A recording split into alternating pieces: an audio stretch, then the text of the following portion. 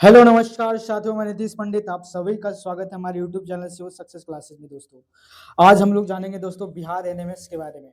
क्या होता है बिहार एनएमएस? तो दोस्तों एनएमएस का फुल फॉर्म जो होता है नेशनल मिंट स्कॉलरशिप होता है। दोस्तों ये जो योजना है एनएमएस का, ये केंद्र सरकार की योजना है। दोस्तों इसमें जो है देश भर में जो है जो प्रतिभाशाली जो छात्र होते हैं, दोस्तों जो गरीब तबके के जो लोग होते हैं, अगर गरीबी जो है दोस्तों उसकी पढ़ाई में बाधा ना बन जाए, इसलिए दोस्तों केंद्र सरकार द्वारा जो एनएमएस जो है योजना चलाई जाती है, जिसमें जो है देश के जो है लगभग हजारों की संख्या में जो है दोस्तों ये स्कॉलरशिप को जो है स्टूडेंट लोग पाते हैं इस परीक्षा को पास करके। तो दोस्तों जो एनएमएस की परीक्षा है, ये तो योजना है केंद्र सरकार की, लेकिन जो है ये एग्जाम लेने का जो जिम्मेवारी दिया गया है दोस्तों, हर स्टेट को अपना अपना अलग अलग सीटें निर्धारित की गई है और उसके आधार पे एग्जाम कराती है अपनी स्टेट। तो उसी तरह है दोस्तों एनएमएस का जो बिहार एनएमएस होता है दोस्तों, अलग अलग स्टेट में अलग अलग एनएमएस होता है। जैसे छत्तीसगढ़ में छत्तीसगढ़ एनएमएस, झारखंड का एनएमएस अलग होता है, पेपर अलग अलग होता है बिल्कुल। तो बिहार के अंदर जो एनएमएस की परीक्षा होता है दोस्तों, वो एससीईआरटी करवाती है उसको। मतलब एससीईआरटी जो किताब वगैरह छापती है ना, एससीईआरटी जो राज्य की जो सबसे बड़ी संस्था होती है एजुकेशन की, एससीईआरटी, एनसीईआरटी के बाद तो एससीईआरटी ही आता है बिहार के अंदर, है ना। तो दोस्तों समझेंगे कि आखिर अगर आप तो हाँ, सबसे बड़ी बात ये होती है कि ये आपके मन में ये सवाल आ रहा होगा कि ये जो एनएमएस परीक्षा है दोस्तों, ये जो परीक्षा है, ये जो स्कॉलरशिप है दोस्तों, वो किस क्लास के छात्र जो है इसको भर सकते हैं। तो साथियों इसका जो सीधा सा आंसर होता है दोस्तों, जो विद्यार्थी दोस्तों कक्षा 8 में पढ़ रहे हैं, जो बिहार के किसी भी सरकारी स्कूल में पढ़ रहे हैं, कोई भी व्यक्ति प्राइवेट वाला स्कूल का बच्चा जो इस स्कॉलरशिप को नहीं भर सकता, वही विद्यार्थी इस स्कॉलरशिप को भर सकता है जो है दोस्तों बिहार सरकार की जो है स्कूल में पढ़ रहा हो, चाहे वो ना अगर जो है दोस्तों किसी भी डिस्ट्रिक्ट से हो या किसी भी गांव से हो, है ना। तो सारे लोग इसके लिए एलिजिबल होते हैं, बस वो सरकारी स्कूल में पढ़ने होने चाहिए, उसका नाम होना चाहिए। अगर वो कोई व्यक्ति नवोदय विद्यालय में पढ़ रहा हो या सैनिक विद्यालय में पढ़ रहा हो, तो वैसे भी छात्र भी है दोस्तों, वो भी स्कॉलरशिप का लाभ नहीं उठा पाएंगे। वैसे विद्यार्थी जो बिहार सरकार के अंदर में जो है बिहार सरकार के अंदर जो स्कूल चलाई जा रही है, उसके तहत जो है उसके अंदर जो अगर पढ़ाई कर रहा है कोई बच्चा, तो उसी को केवल क्या दिया जाएगा दोस्तों, स्कॉलरशिप दिया जाएगा। तो दोस्तों इसका जो है विस्तार से हम लोग जानकारी लेंगे और इसका क्या क्या सिलेबस है बिल्कुल अच्छे तरीके से हम लोग जानेंगे, और हम लोग को कहाँ से अच्छी तैयारी करना है, किस चैनल से पढ़ना है। तो दोस्तों हमारा ही चैनल पे आपको यहाँ रेगुलर क्लास मिलेगा एनएमएस के से रिलेटेड, क्योंकि इसमें अभी मैं पूरा सिलेबस बताऊंगा, तब बताऊंगा कि कैसे कैसे पढ़ना है। ये पूरा इंफॉर्मेटिव वीडियो है दोस्तों, अच्छे से ध्यान से सुनिएगा। एक एक करके हम मैं पढ़ता हूँ और अच्छे से ध्यान से सुनिएगा क्या क्या इसमें क्राइटेरिया होता है ना। करप्शनल मिंट कम मेरिट स्कॉलरशिप इसका पूरा नाम होता है ना। या भारत सरकार का जो छात्रवृत्ति योजना, ये योजना जो है दोस्तों ये भारत सरकार की है, लेकिन बिहार के अंदर जो है दोस्तों इस एग्जाम को लेने का जो काम है किसका है दोस्तों, एससीईआरटी लेता है, जिसका उद्देश्य है दोस्तों, इस स्कॉलरशिप का जो उद्देश्य है गरीब लेकिन मेधावी छात्र को पढ़ाई जारी रखने के लिए जो आर्थिक सहयोग देना होता है। अब हम लोग समझते हैं दोस्तों एनएमएस में क्या मिलता है, जब हम इस स्कॉलरशिप को पास कर लेते हैं तो हमको क्या क्या बेनिफिट होगा, है ना दोस्तों। इसको इरेज कर देता हूं मैं। देखिए इसमें कह रहा है, एक मिनट, कह रहा है एनएमएस में, कह रहा है एनएमएस में, देखिए ध्यान से सुनिएगा, कह रहा है कि एनएमएस में जो है क्या मिलता है। तो कह रहा है चयनित छात्रों को जो है दोस्तों 1200 रुपया, कितना 1200 रुपया जो है 12,000 रुपया जो प्रति सालाना मिलता है। मतलब हर महीने जो है दोस्तों विद्यार्थी के खाते में एक एक हजार जो है रुपया डाला जाता है, तो सालाना हो गया दोस्तों 12,000 रुपया। तो ये जो छात्रवृत्ति है दोस्तों कितने साल तक का मिलता है, अभी मैंने बताया था ये जो स्कॉलरशिप है दोस्तों क्लास 8 का है ना। तो जो विद्यार्थी 8वीं क्लास में इस वर्ष पढ़ रहे हैं वही इस एग्जाम को दे सकते हैं। जब वो विद्यार्थी 8वीं कक्षा में जब इस एग्जाम को पास कर देता है दोस्तों, तो उसको जो 9 से 12 तक अर्थात 4 वर्षों तक जो है दोस्तों उसको स्कॉलरशिप दिया जाता है, एक एक हजार रुपया प्रति महीने। मतलब बोले तो एक महीने एक साल में जो है दोस्तों टोटल 12,000 मिलेगा, और पूरे मिलाकर देखे दे तो 12 चक 48,000 रुपया का जो स्कॉलरशिप होता है पूरा इसका पैसा मिलाकर, है ना। अब जब 12 तक पढ़िएगा तो आपको जो टोटल 48,000 रुपया मिल जाएगा, है ना दोस्तों। अब हम लोग आगे बढ़ते दोस्तों, और समझते हैं कि कौन आवेदन कर सकता है, कौन कौन विद्यार्थी जो है इसको आवेदन कर सकते हैं, है ना। तो देखिए इसमें कहा रहा है कौन विद्यार्थी आवेदन कर सकते, है ना। तो इसमें जो जो विद्यार्थी जो क्लास 8 में पढ़ रहे हों, है ना, और 7वीं क्लास में जो कम से कम वो कितने परसेंट मार्क्स लाए होंगे, 55% मार्क्स लाया होगा, और परिवार का जो उसका दोस्तों उसका आय होना चाहिए 3.5 लाख रुपया सालाना से क्या होना चाहिए, कम होना चाहिए। वैसे ही विद्यार्थी इस स्कॉलरशिप को जो है पाने के लिए एलिजिबल होंगे, है ना दोस्तों। और भी आगे चलते हैं दोस्तों, फिर कौन आवेदन नहीं कर सकता है। आप समझते हैं दोस्तों कि कौन कौन तो आवेदन कर सकता था। मैंने बताया था शुरू में ही कि जो विद्यार्थी सरकारी स्कूल में पढ़ रहे हैं, जो बिहार सरकार के अंदर जो है सरकारी स्कूल में पढ़ वैसे ही विद्यार्थी इसको जो भर सकते हैं। और कौन नहीं भर सकता? जो विद्यार्थी दोस्तों वो प्राइवेट स्कूल में पढ़ रहा हो। कौन से विद्यालय में पढ़ रहा हो दोस्तों? वो प्राइवेट स्कूल में पढ़ रहा हो या फिर सैनिक स्कूल में पढ़ रहा हो या फिर नवोदय विद्यालय में पढ़ रहा हो या फिर कहीं केंद्रीय विद्यालय में पढ़ रहा हो, तो वैसे विद्यार्थी दोस्तों इस एग्जाम को जो है नहीं दे पाएंगे, है ना।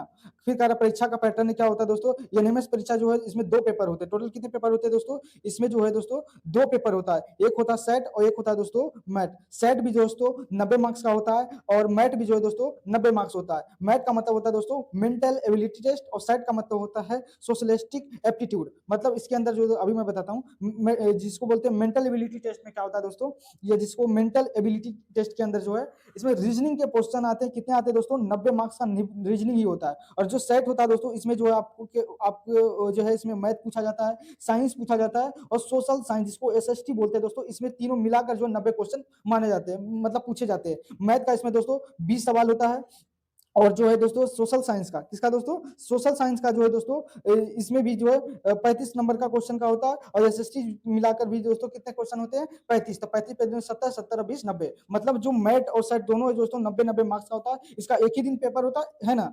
अब जो इसमें टोटल मार्क्स एक क्वेश्चन जो है दोस्तों, इसमें एक क्वेश्चन जो है कौन दोस्तों, एक क्वेश्चन जो है 90 मार्क्स का होता है। कितने मार्क्स का होता है? नहीं सॉरी, एक क्वेश्चन जो है दोस्तों, एक मिनट,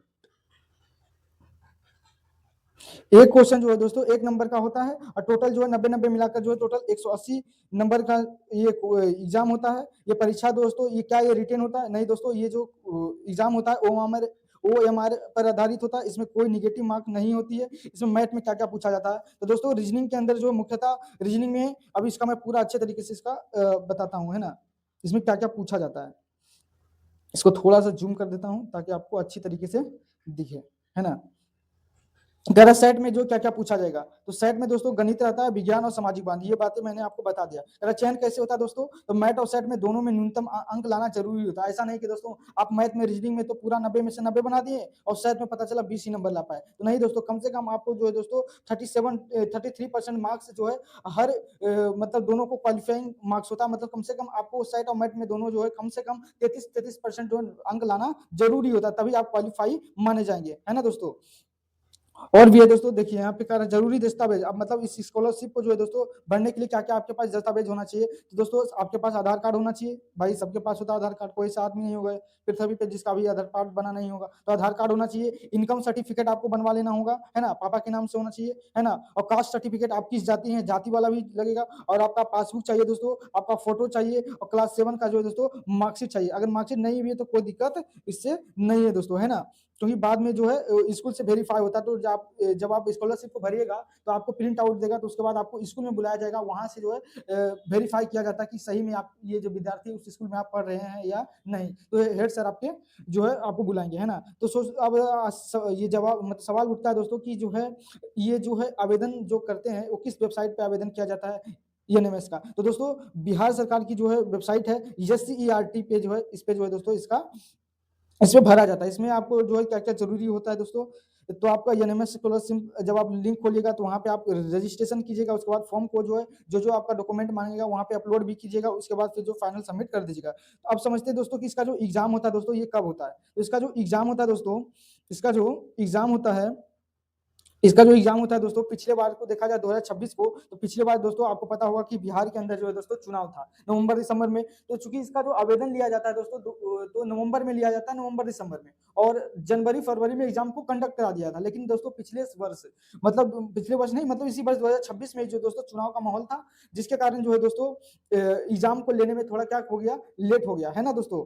तो 2026 में जो है इसकी क्या तिथि रही थी, तो दोस्तों जो आवेदन लिया जाना गया था वो 26 जनवरी से इसका पोर्टल जो है खुला था, उसके बाद अंतिम तिथि इसकी रखी गई थी फरवरी तक, फिर एडमिट कार्ड आ गया था मार्च में और मार्च में इसकी क्या हो जाती है दोस्तों परीक्षा हो गया था, है ना?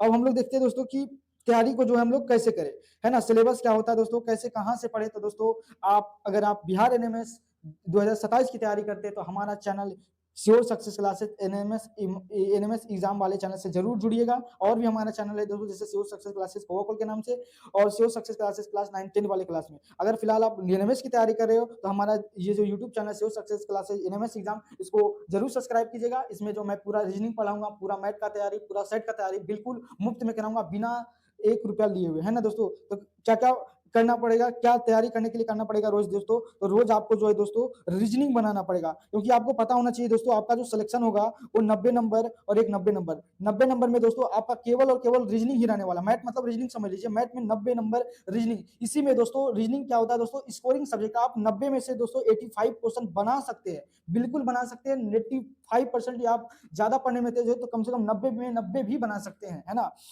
और सेट में क्या होता है दोस्तों, क्योंकि ये जीके जीएस बेस्ड होता है और मैथ में होता है, और जो मैथ का जो लेवल होता है दोस्तों बहुत हाई लेवल होता है, क्योंकि सीजन लेवल का होता है। तो 8वीं क्लास का बच्चा उस चीज को नहीं बना पाता, 10 बना ले, अगर बहुत ज्यादा भी अगर तेज बच्चा होगा 8वीं का तो 15 क्वेश्चन से ज्यादा बना ही नहीं सकता।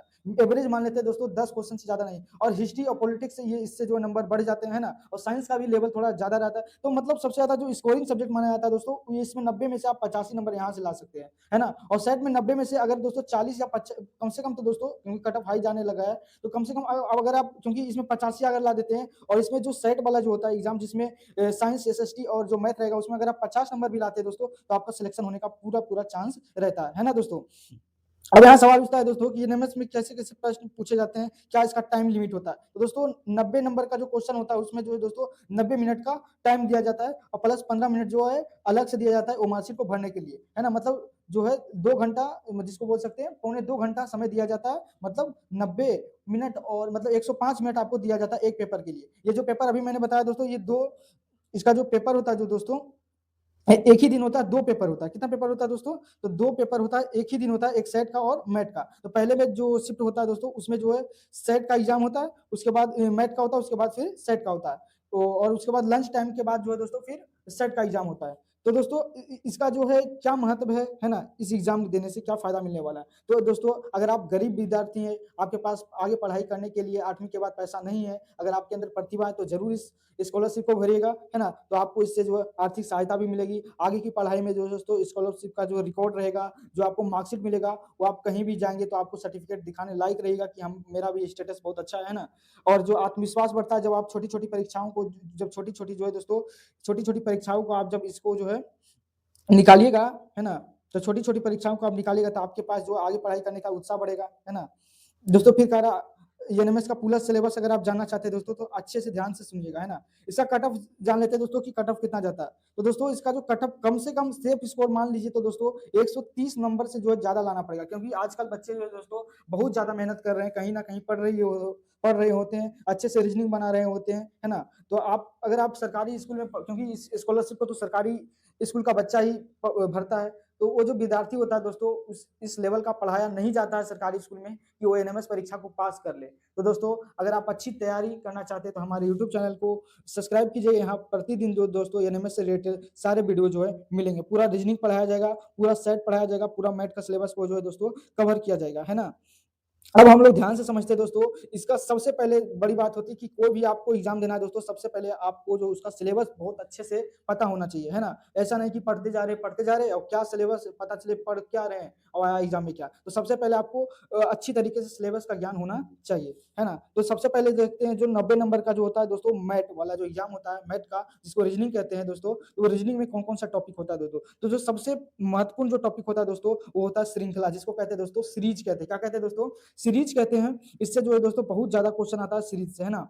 सबसे ज्यादा इसी से आता है 10, लगभग 10 क्वेश्चन या 5 6 7 क्वेश्चन तक इसका वेटेज रहता है। वर्गीकरण, इससे भी बहुत ज्यादा क्वेश्चन आता है। एनालॉजी भर भर का क्वेश्चन आता है दोस्तों। और कोडिंग डिकोडिंग, ये जो तीनों जो चारों टॉपिक है दोस्तों, इससे बहुत ज्यादा क्वेश्चन आने की संभावना रहता है ना। और जो दोस्तों दिशा परीक्षण भी रहता है, ये भी आपको पता होना चाहिए। गणितीय संक्रियाएं, ये भी बहुत महत्वपूर्ण चैप्टर होता है। डाटा विश्लेषण एवं पहेली वगैरह भी दोस्तों इसमें बहुत ज्यादा इसका डिमांड होता है ना।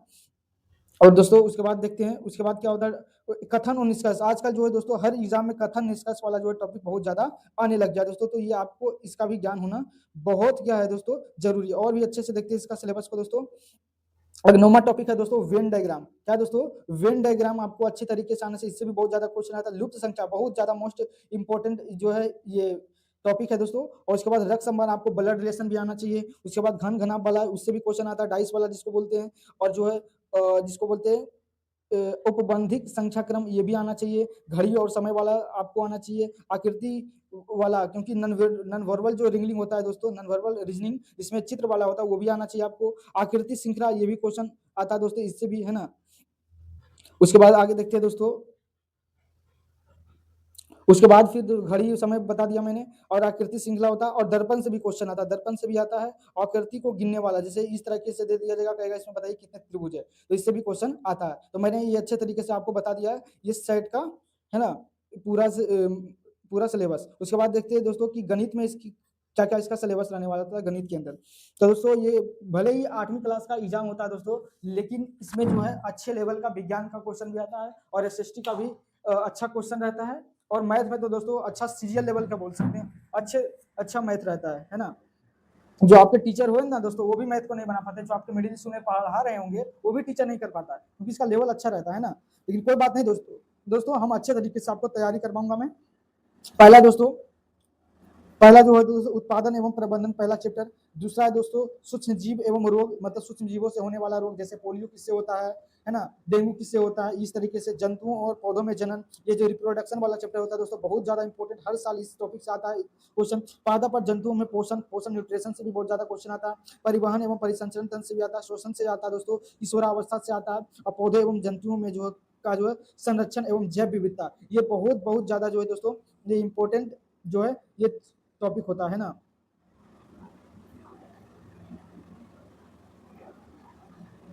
उसके बाद है दोस्तों किशोरावस्था, मैंने बता दिया। और जो है दोस्तों गति, फिजिक्स वाला, क्योंकि इसमें फिजिक्स भी रहता है विज्ञान के अंदर, इसमें गति और समय वाला चैप्टर रहता है। उसके बाद दोस्तों थोड़ा सा इसको मैं जूम कर देता हूँ, है ना, ताकि आपको अच्छे से दिखे। फिर इसमें आपको दोस्तों बल, घर्षण तथा दाब से भी, ये भी टॉपिक बहुत ज्यादा इससे भी आता है। ध्वनि से रहता है दोस्तों, अब विद्युत धारा से रहता है, प्रकाश से रहता है, तड़ित एवं भूकंप से रहता है, अम्ल क्षार से रहता है, धातु अधातु से होता है, खनिज धातु से होता है, कार्बन से भी होता है, दहन एवं ज्वाला, ये सब जो है दोस्तों बहुत हाईलाइटेड टॉपिक। आप कहेंगे दोस्तों कि ये जो सर ये क्लास 8 में नहीं है ये सब टॉपिक, तो कोई बात नहीं दोस्तों, क्योंकि स्कॉलरशिप सबको नहीं मिलता है। जो दोस्तों विद्यार्थी जो मेहनत करते हैं दोस्तों, उसी को इस तरह का जो है स्कॉलरशिप मिल पाता है ना। अब दोस्तों विज्ञान, और उसके बाद दोस्तों सामाजिक विज्ञान, जिसको बोलते हैं एसएसटी के अंदर क्या क्या आता है, तो सिविक्स और पॉलिटिक्स से आता है, और हिस्ट्री से क्वेश्चन आता है। तो सबसे पहले दोस्तों भारतीय संविधान, अगर पॉलिटिक्स से देखें दोस्तों, तो सबसे हाईलाइटेड टॉपिक होता है भारतीय संविधान से आता है, धर्मनिरपेक्षता की समझ से आता है, संसद से आता है, पूछता है कि बताइए संसद का कौन सा स्थायी सदस्य, अस्थायी सदन होता है, कौन सा जो अस्थायी सदन होता है, राष्ट्रपति का कार्यकाल क्या होता है, इस तरीके का टॉपिक। फिर कानून की समझ दोस्तों, फिर न्यायपालिका आती है हमारी, आपराधिक न्याय प्रणाली, इस तरीके का जो है टॉपिक से भर का जो है दोस्तों ये क्वेश्चन आता है ना। उसके बाद है दोस्तों न्यायपालिका से आता है हमारी जो है न्यायिक व्यवस्था, है ना, हमारी जो है न्यायिक व्यवस्था से भी आता है। और जो है हथियारकरण, जिसको बोलते हैं मैग्निफिकेशन, से आता है, जन सुविधाएं से आता है, और कानून एवं सामाजिक न्याय, ये वाला टॉपिक से भी पॉलिटिक्स से बहुत महत्वपूर्ण रहने वाला है दोस्तों। उसके बाद हम लोग देखते हैं दोस्तों किसके आगे और कौन कौन से टॉपिक होते हैं, है ना। अब उसके बाद ये सब जितने भी क्वेश्चन होते हैं दोस्तों, ये सब एमसीक्यू बेस्ड होते हैं। और हमारा आती है हिस्ट्री से, देखिए क्या क्या आता है, कब कहाँ और कैसे, ये बहुत ज्यादा इंपॉर्टेंट चैप्टर होता है। उसके बाद होता है तो व्यापार से समाज, समाज तक कंपनी की सत्ता की स्थापित करना, बहुत हाईलाइटेड चैप्टर है। फिर ग्रामीण क्षेत्र पर जो शासन किस तरह से अंग्रेजों ने चला था, इससे संबंधित है। फिर आदिवासी दिग्यु एवं जो है स्वर्ण युग की कल्पना। उसके बाद जब जनता बगावत करती है, तो दोस्तों 1857 की क्रांति को भी देखना होता है। फिर बुनकर लोहा बनाने वाले फैक्ट्री का मालिक का क्या स्थिति होता है, इसके बारे में पढ़ना होता है दोस्तों। उसके बाद दोस्तों कर देसी जनता को जो है सभ्य बनाना और राष्ट्र को शिक्षित करना, ये वाला टॉपिक से भी बहुत ज्यादा क्वेश्चन आता है। फिर महिलाओं से संबंधित आता है। फिर जो राष्ट्रीय आंदोलन, आर्य समाज, आर्य समाज, जैन समाज, इस तरीके से क्वेश्चन भी आता है। आजकल तो मतलब आधुनिक भारत में, मतलब अगर टोटल बोले दोस्तों, तो सिलेबस में जो दिया होता है पूरा, जो आधुनिक भारत होता है उससे पूरा क्वेश्चन होता है आधुनिक भारत से। आजकल तो दोस्तों आधुनिक भारत के साथ साथ मिडिवल हिस्ट्री से भी एक आध दो क्वेश्चन आता है, कभी कभी तो सिंधु घाटी सभ्यता, एंशिएंट हिस्ट्री से भी क्वेश्चन आ जाता है। तो आपको दोस्तों हर तरीके से आपको तैयार रहना है। क्या पता कंपटीशन इतना बढ़ रहा है दोस्तों, हर टॉपिक से आपको आना चाहिए। अगर दोस्तों ज्योग्राफी से देखें, तो ज्योग्राफी से क्या क्या रहता है, प्राकृतिक संसाधन, भूमि, मृदा, जल, प्राकृतिक वनस्पति एवं वन्यजीव से भी रहता है, खनिज संसाधन से रहता है, कृषि से रहता है दोस्तों, और उद्योग से रहता है ना। उसके बाद अगर देखें दोस्तों, तो एक मिनट इसको थोड़ा सा जूम कर देता हूं मैं। और उसके बाद जो है मानव संसाधन, इससे दोस्तों मानव संसाधन से रहता है ना। उसके बाद दोस्तों सबसे जो महत्वपूर्ण चीज होता है दोस्तों, वो होता है गणित, है ना, क्योंकि ये जो पूरा जो सेट का आपका जो एग्जाम होगा दोस्तों, उसमें जो साइंस का रहेगा। गणित में दोस्तों कहने का तो गणित लग रहा होगा कि आसान आसान टॉपिक है, लेकिन बहुत अच्छे लेवल का क्वेश्चन इसमें आता है ना। जैसे कौन कौन सा रहता है, जैसे परिमेय संख्या से आता है, वर्गमूल से भी एक क्वेश्चन रहता है, घन घनमूल से भी रहता है, घात और करने वाला से भी क्वेश्चन रहता है, राशियों की तुलना दोस्तों, ये नाम बहुत छोटा लग रहा होगा कि राशियों की तुलना बस एक छोटा सा चैप्टर है।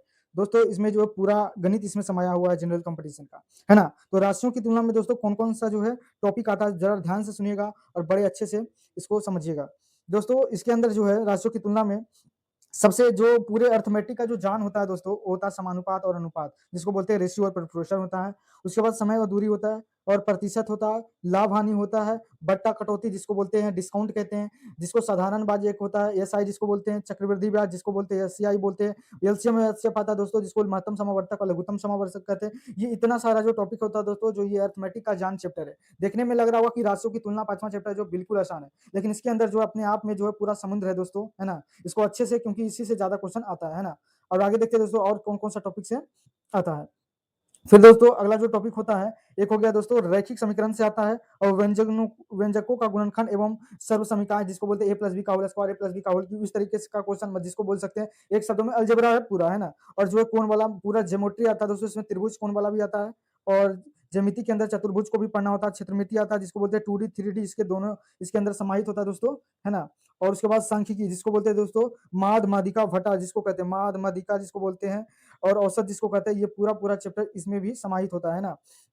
तो ये भी आएगा, ये भी आएगा और दोस्तों ये सब तमाम चीज़ों को तैयारी करने के बाद जो है दोस्तों, आपको जब पूरा सिलेबस आप पढ़ लीजिएगा, जो-जो मैंने टॉपिक बताया उसके बाद फिर जो है दोस्तों, आप मॉक टेस्ट लगाइएगा, है ना? मॉक टेस्ट मतलब पीवाईक्यू मतलब जितने भी पिछले स 4-5 साल के अंदर जो किस तरीके का क्वेश्चन दिया गया है ना? किस तरीके से क्वेश्चन जो है पूछ रहा है एएनएमएस, है ना? तो उसी के आधार पर हम लोग तैयारी करेंगे। अगर आप अच्छे तरीके से इसका तैयारी करना चाहते हैं, तो हमारा जो यूट्यूब चैनल है दोस्तों, श्योर सक्सेस क्लासेस एएनएमएस एग्ज़ाम इस पे जो है दोस्तों मैं आपको पूरे अच्छे तरीके से इसका शेड्यूल बताता हूँ, है ना?